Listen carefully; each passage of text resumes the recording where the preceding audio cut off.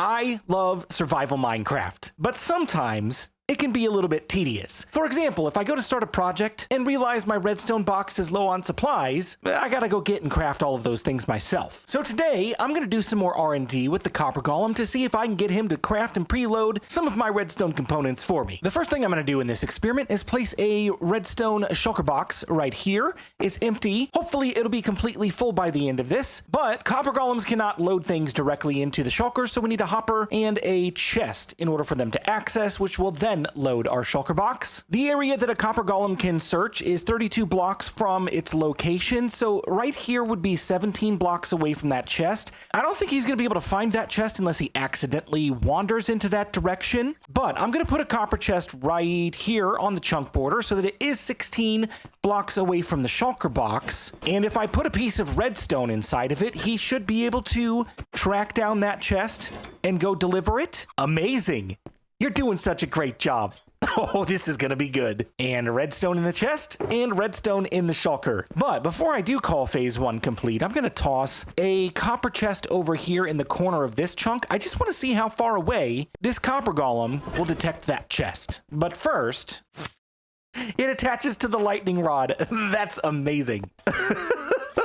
Come here, buddy. All right, I'm going to set you loose. Will you find that chest over there?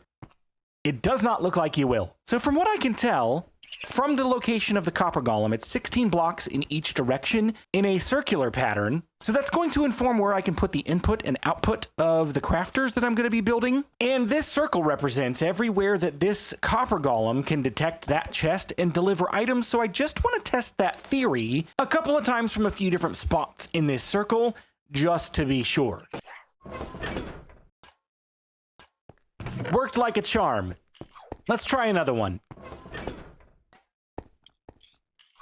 Great job, buddy. So yeah, as long as I have the outputs from all of the crafters within this circle, it doesn't matter what goes back here. We should be good to go. The first and most basic thing that you need in any redstone box is redstone dust. That doesn't require any crafting at all, especially if you've already mined it or you've got a witch farm, which I do in my survival world. So I've got all the redstone that I could possibly need, courtesy of Mr. Copper Golem. It's been a while since I've done anything with crafters, so I kind of need to refresh my memory here, but if I put a hopper on top of that and a chest on top of this, I already see a potential problem. Whenever an item is crafted and pushed into this copper chest, this Copper Golem's going to say, that chest right there is the closest one. Let me just throw it right back on in there and skip on over the center one. So I think I need to readjust my approach. So at this point, it doesn't even need to be a circle anymore because we're not pushing the golem to the boundary of the searchable area, but we're going to keep it a circle because who doesn't like circles? I love circles. So what I've got set up here are the output copper chests where the crafters are going to feed into. So there are hoppers pushing through the walls, and I'm pretty much free to put whatever I want on the outside of this circle, and if I need to, I can expand this boundary a little bit more as well. But let's start with the most basic crafted resource, the redstone block. I do need to remember how these things work, again, because it's been a long time since I have played with them, so I can feed a hopper into any side of the crafter except for the face, because that's where the item gets pushed out and is going to go into those hoppers. So I think it's probably easiest to put it on the back with a chest directly on top, and the Copper Golem should be able to reach that to input the items to be crafted.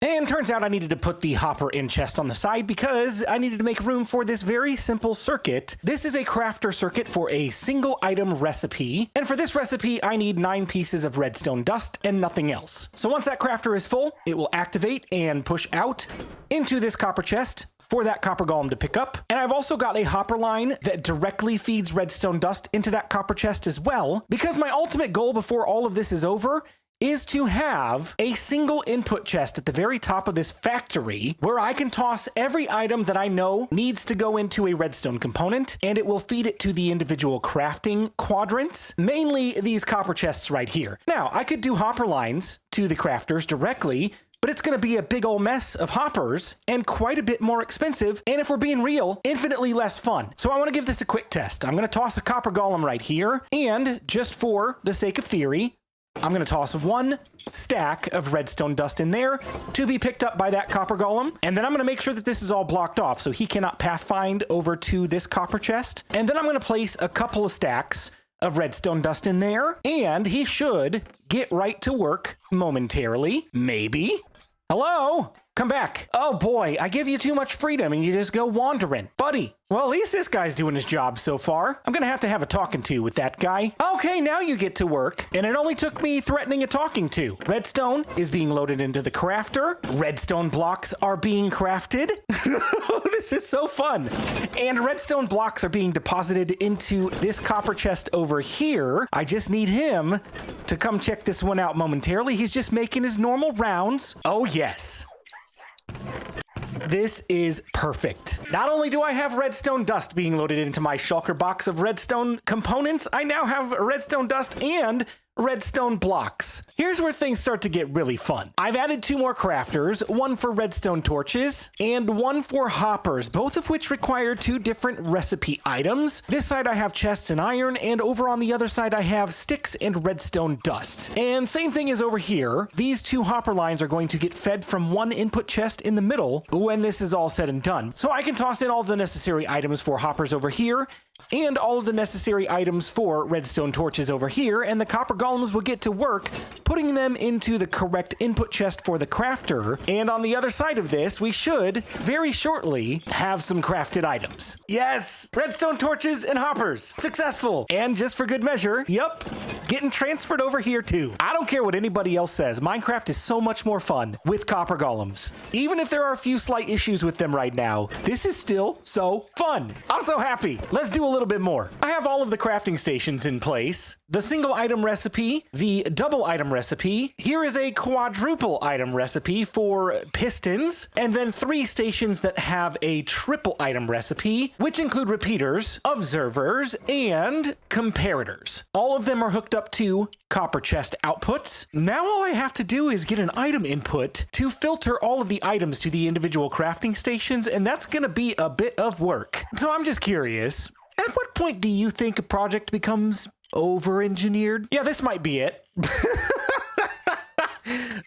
In the attempt to get all of the items to every single crafting station, oh, what a hopper mess this is. But I will say, it would probably be even more of a hopper mess had we sent each individual item to each individual crafter. It's better than it could have been. Still very messy. And here's the input chest with all of the materials for every single crafted item in the entire thing. This is a very basic sorting system up here that you may have seen a bunch of times. Oh, I gotta put the filters in. Bluejay, you almost broke the entire thing. Wow, that could have been really bad. So like I said, I've got my entire input chest preloaded with materials, getting ready to craft all of this stuff, and I'm gonna put this into an infinite loop just in case anything happens to miss the auto sorters. I'm gonna let this run for a little bit, and the sign of a successful test will be 1 of each type of crafted item inside this shulker box. Oh, there's some redstone dust. That's a good sign. This is looking good. So far, I have 3 out of the 8 crafted items. Still waiting on some more to come in, but it's going great so far. I do think maybe at this point I should exclude redstone dust from the factory. It's easy to put in there manually, and they seem to be kicking out more redstone than anything else. So I'm going to disconnect that line so we don't overfill the shulker. That is now 4 out of the 8 items inside of the shulker, and flowing at a steady rate too. Let's go. Everybody's hard at work, and this is an absolute massive success. Look at this. Everything's there. We have every single item now inside of the shulker box, and I couldn't be happier. It's still loading. Things are still being crafted, and before you know it, I'm gonna be off and away building the next redstone masterpiece. Yes, this is so cool. The redstone factory is an absolute success. Albeit maybe they're still a little bit buggy. They're trying to pathfind somewhere they can't get to, so hey, get back to work. We got things to do. There's nothing in there. Nothing in there. We're cleaning house. You guys are doing a great job. Thank you. So I'll admit this is not the cleanest redstone job I've ever done. It's actually pretty chaotic. And if I were to actually do this in a survival world, I probably wouldn't put it in a circle like this. I'd probably put it in straight lines. Because with this design, you don't really have to worry about distance from from the copper chests or the regular chests because each of these segmented modules is pretty self-contained. And honestly, I'd probably want to spread it out even further if I were to do this in a real survival experience, because these guys are getting stuck pathfinding to something over here. It's possible they're looking at that copper chest trying to get to it. There are definitely some issues with pathfinding that I hope Mojang considers and works out before this officially hits full release. But even in its current state, the fact that we can do something as crazy as this gives me a lot of hope for this feature. This is pretty promising. One other thing that I would suggest if you're going to build something like this, for example, over here, these input chests into the crafter have a potential to get overfilled,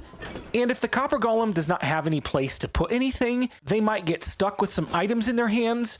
And let's say, for example, this one gets emptied, but this one does not, and he has chests in his hand, and it's completely full. This Copper Golem is going to get stuck with chests and not have anywhere to put it, because there will still be a few pieces of iron in here. The way that I've designed this is that it won't completely run out to keep the integrity of the filter. So the suggestion would be, have a trash can chest or something like that in here where you can just dump items off. Make sure it runs off into a hopper or some lava or something to keep the overflow chest empty. And the other suggestion I would have is maybe plan out your filtering at the item input a little bit better. While this works, it is very, very messy. So I'd probably redesign that if I were to do this in a real world scenario as well. Is this one way that you could see yourself using the Copper Golem when it hits full release? What other ideas do you have besides traditional storage and auto crafters? Let's do this thing together as a community. Let's push the Copper Golem to do some pretty incredible things. I hope you enjoyed this video. If you did, make sure to tap the like button, leave me a comment, and subscribe if you're new. And hey,